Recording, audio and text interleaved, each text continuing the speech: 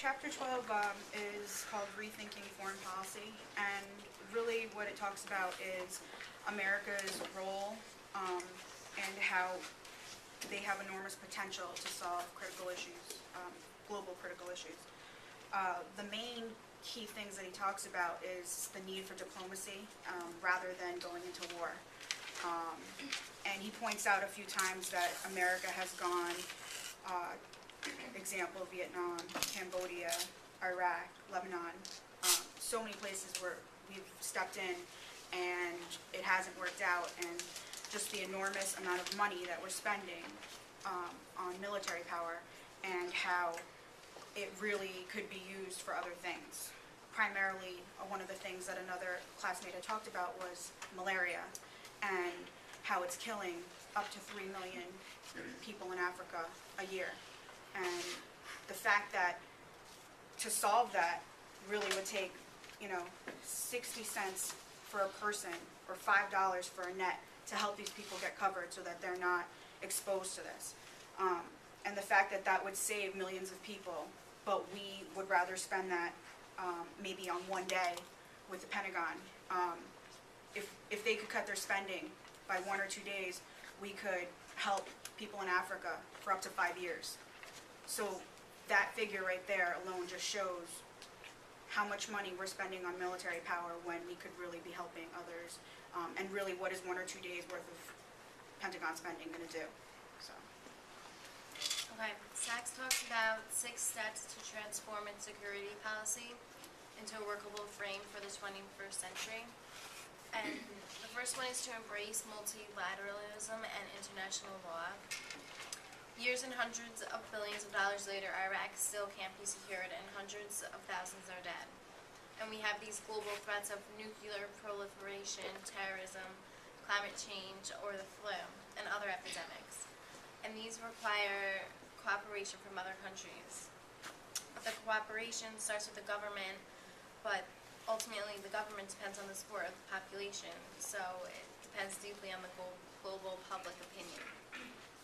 The second one was creating a Department of International Sustainable Development.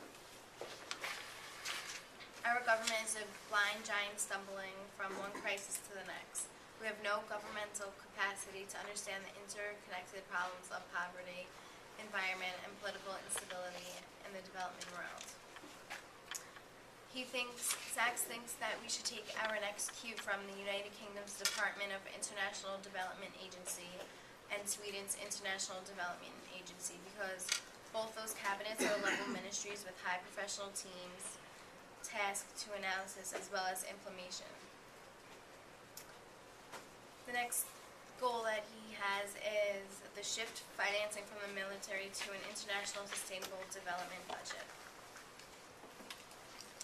And this developmental aid needs to promote long-term development instead of just buying friends like they did during the Cold War era. Economic development promotes stability while poverty and disease promote state failure. Impoverished governments cannot keep order, maintain rule of law, or police the borders. Threats and sanctions are likely to add destabilization rather than solving long-term problems. The next one was to address demography and the environment.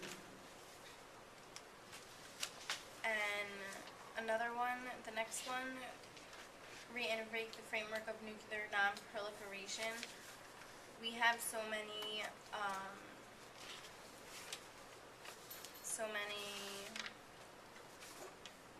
mass destruction weapons, and everyone just wants them, and they all just want to have more of them.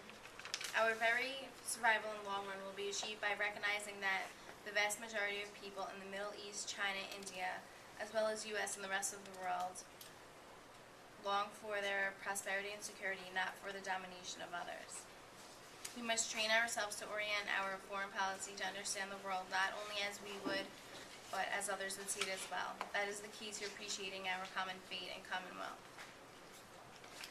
My name is Cassandra Fennell, and Chapter 12 puts special emphasis on America's current and potential foreign policies. Sachs points out 5 major points, and 2 of them I found particularly interesting. One point is how America overinvests in the military. We are unable to solve this ongoing battle in the Middle East, and it's going to continue to be a problem into the future. In the past, President Kennedy mentioned a quote, and it stated that our policy is directed not against any country or doctrine, but against hunger, poverty, desperation, and chaos. However, that was back in, I guess, the 1960s, and currently in the year 2006, a figure in the book showed that in 2006, the U.S. military cost was equal to the military cost of the entire world. It also mentions that in the year 2007, the United States spent $572 billion on the military. They spent $14 billion on development and humanitarian aid, and only $11 billion on international security. This chart proves that United States investment choices have a clear imbalance of finances. The second threat that I found shocking was how we neglect foreign assistance. Like Jennifer mentioned before about the malaria events, the Pentagon's 1 day's worth of spending of like $500 billion can provide enough protective malaria nets for 5 years.